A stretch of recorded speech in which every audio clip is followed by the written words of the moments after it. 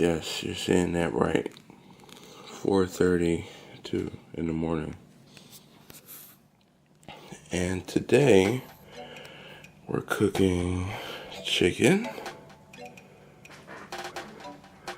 brisket,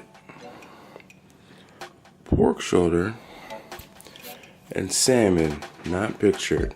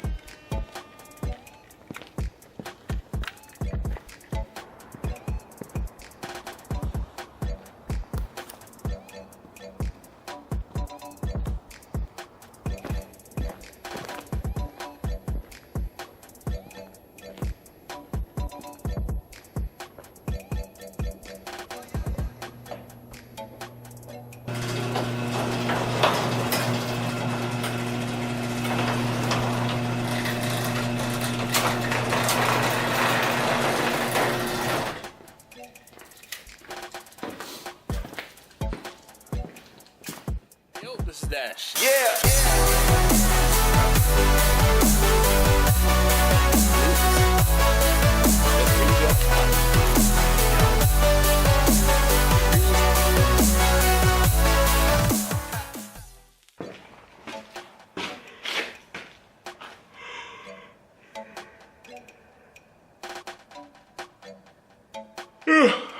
Oh boy, it is early.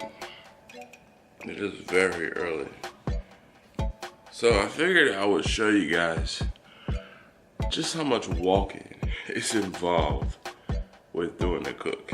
So I have my little pedometer on, and you guys saw I started this video just after 4:30 in the morning. It is now 4:49. You know, with all of the nice pretty shots I've done, it's taken me 20 minutes to get out to the smoker. And I have 605 steps.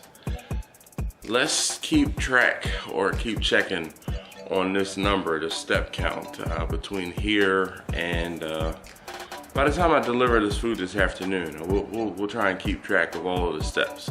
So you guys are gonna see me kind of cook, but I want you to know this is gonna be like the behind the scenes of how much actual motion and movement happened while doing the cook. So first things first, I need to get Vicky fired up, literally.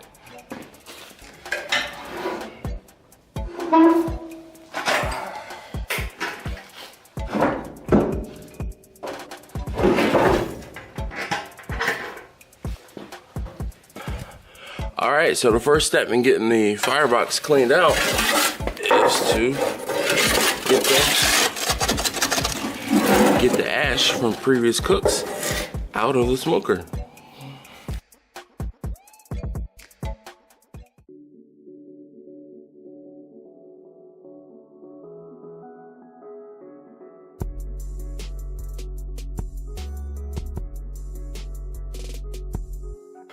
Okay, so now that the firebox is cleaned out, I'm gonna get the riser back into position, and then we're gonna get this loaded up.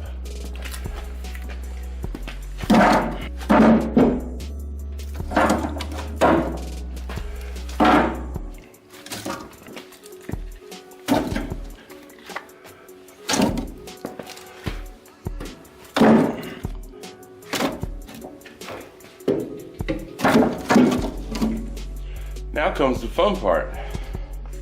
Let's see if my torch will actually work today. It's pretty cold.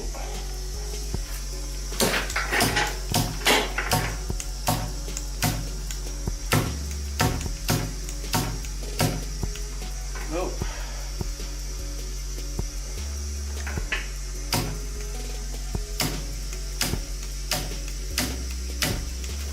All right.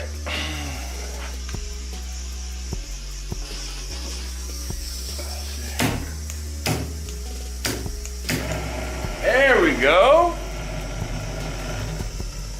Yep, and it's gone.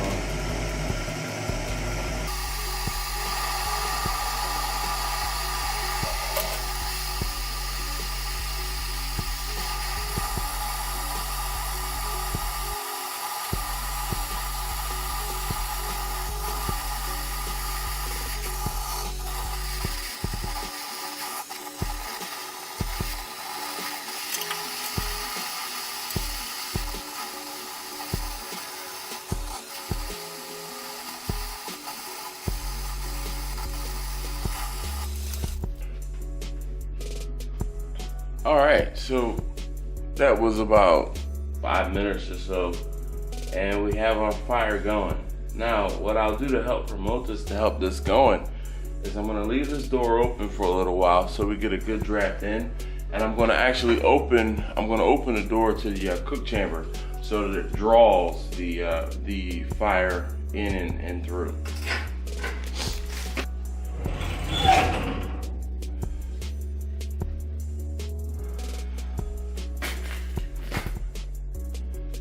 All right, so and now we wait. What I'm gonna do at this point is I need to get some water into the smoker.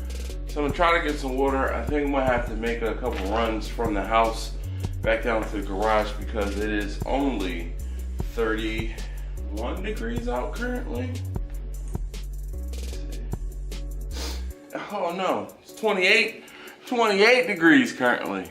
So I'm gonna have to run some water from the house to the smoker.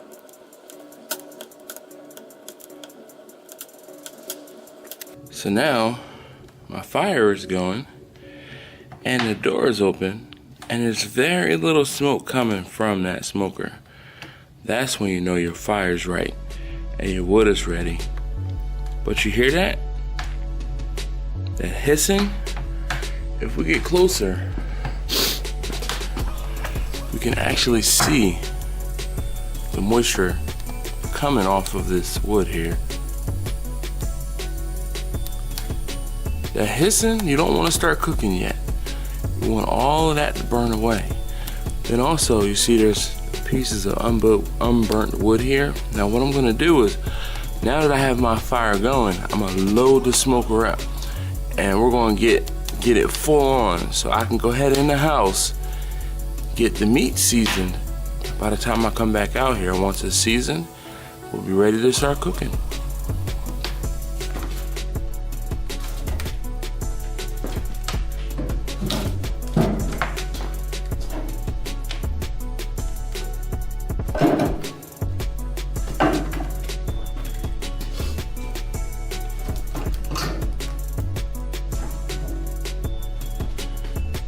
Now, pro tip, these pieces here, these pieces of bark, you want to get them into the fire before you start cooking your food.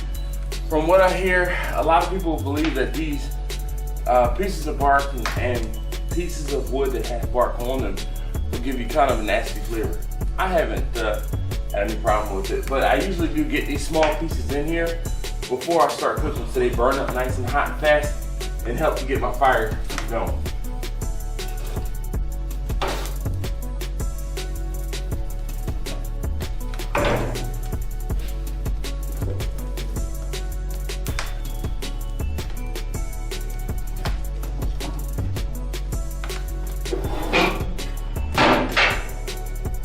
Alright, so I'll tell you guys all about the importance of these remote wireless thermometers, and this is a key example of when you would use one. So I'm going to turn this on, and then we're going to turn on the transmitter. Alright, now I have temperature out at the smoker, so I'm going to go ahead and go ahead on in the house. And I'm gonna let the smoker come up. Yeah, I'll let it go over 300, 350 degrees, maybe even closer to 400.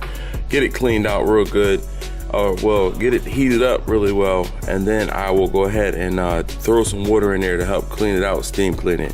So if you guys have been following me on my in videos for a while, you guys know that I usually steam clean the smoker before I get started, and then I try to also steam clean the smoker once I get finished.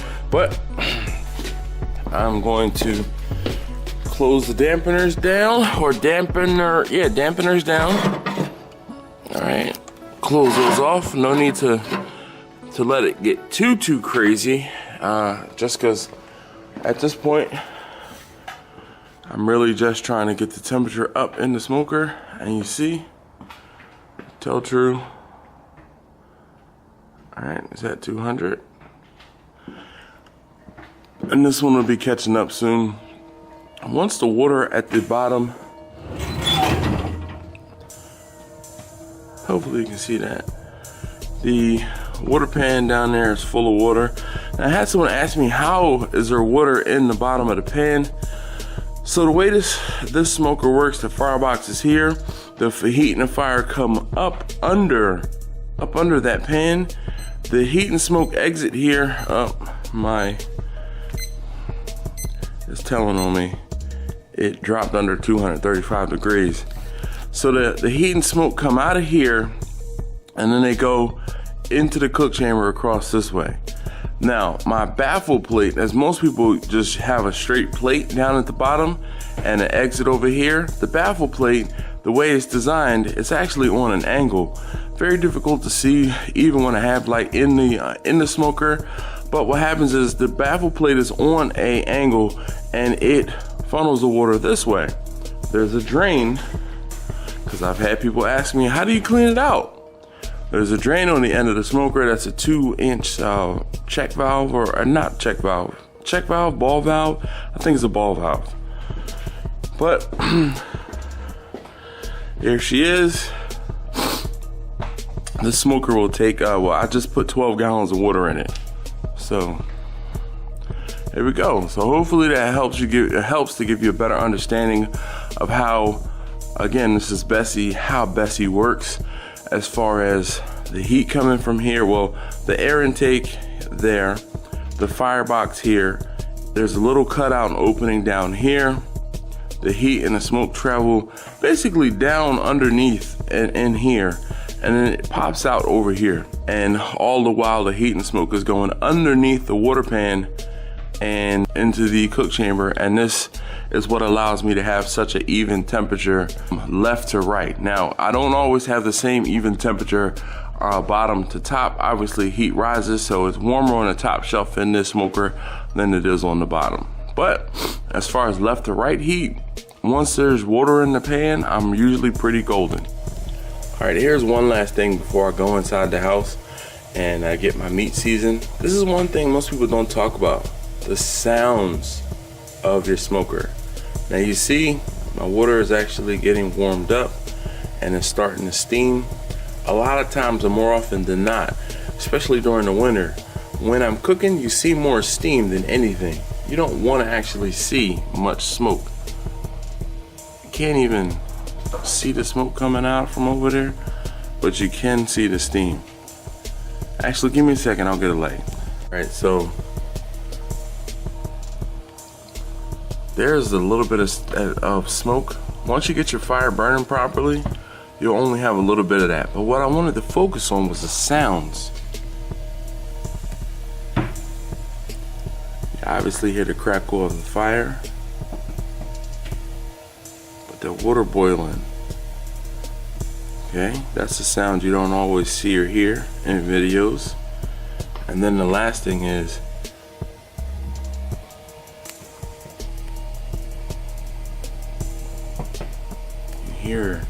you can hear the fire drafting. It's just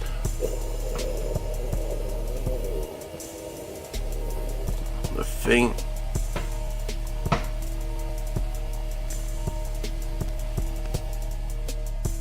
All right, I'm gonna stop geeking out about the fire in the smoker. I'm actually gonna go ahead on and get in the house and get the meat started. Time check, let's see. 5:29, and I'm already at 1,070 steps, in case you were actually wondering.